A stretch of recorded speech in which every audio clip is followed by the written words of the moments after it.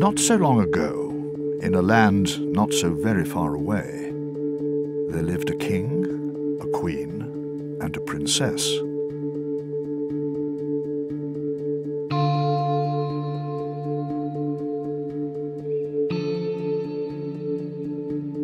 They lived happy and content, until one day, far away in the distance, the king heard a terrible growl. The growl of a fearful beast. It was far away in the distance, but the king could hear it clearly. Many days passed, and the king heard no more of the vile creature.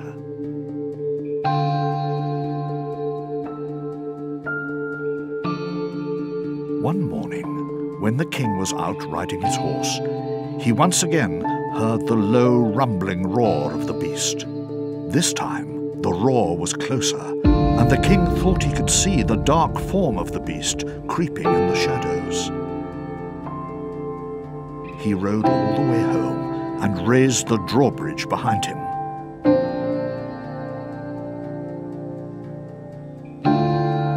He said nothing of what had happened to the queen, and tried to forget the terrible growls that now haunted his dreams.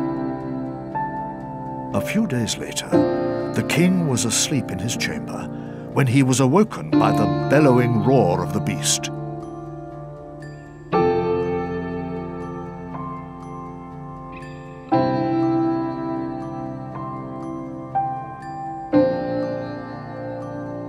By now, the king knew he had to tell the queen of what had befallen him.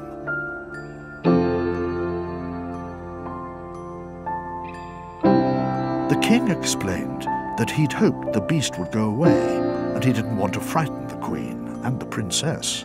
But the beast didn't go away. Day by day, it became stronger and bolder. Its claws sharpened, its skin thickened, and soon the king knew it would no longer need to hide in the shadows. The king paced the hallways and corridors of the castle, gathering his thoughts, trying to think of how he might defeat the beast. He sought counsel and summoned his most trusted advisor. He yearned for an answer, a solution that would allow him to return to the life he knew. But no answer would come, only more questions. The king gathered his knights around him, and between them, they bravely plotted and planned the downfall of the beast. They had seen many like it before, and had fought its kind countless times. Many times they had won, many times they had lost. He returned to the castle and told the queen and princess of the news. They were fearful and begged the king not to go to war. As the sun rose the next day, the king collected his armor and his sword and shield. The queen and princess came to the castle gates to bid farewell to the king.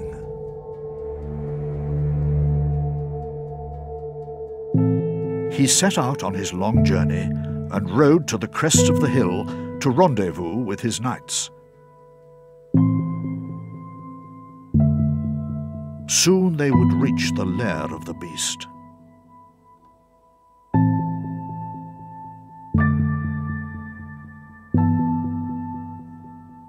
As they drew near, they heard the terrible roaring and caught sight of the beast lurching and snarling in the forest. They approached and drew their swords, circling the beast as it cleared the trees. They fought all day, striking at the beast, the king swinging his sword with all his might. But still it roared, and still it lurched forward, snapping its teeth and whipping its tail. 5 days passed, and on each day the king and his knights fought with all their might, but still the beast attacked. On the 6th day, the king cornered the beast and forced it into a cave. There was only enough room for the king to enter the cave.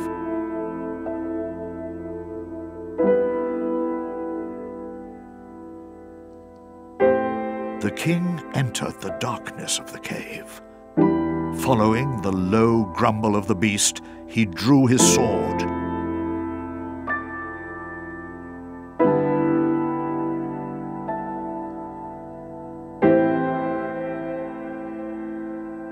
Cobwebs covered his armor, clinging to his arms and legs, slowing his footsteps until he could hardly move. Soon the king was stuck fast and could move no more.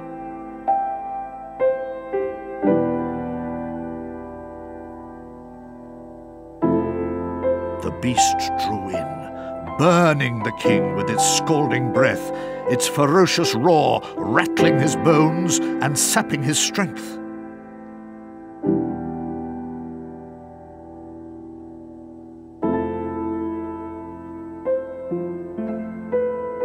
Just as the king was about to give up hope, something magical happened.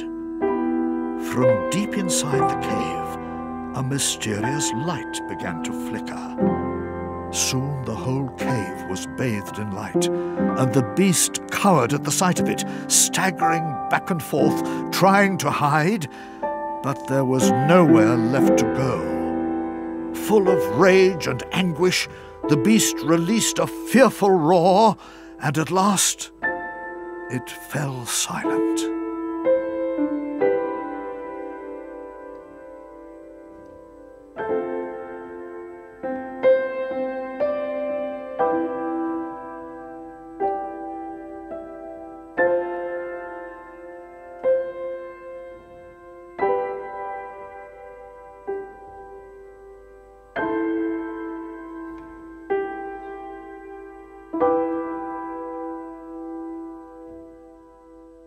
As the king journeyed home, the knights and the king's council gathered and gave news of the king's mighty battle with the beast.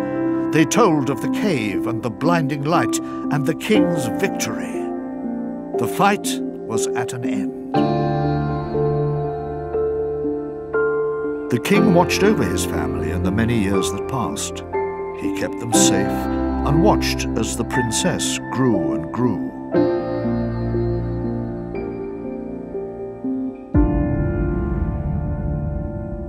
The beast was never heard of again. The people of the kingdom rejoiced, and the king, queen, and princess lived happily ever after.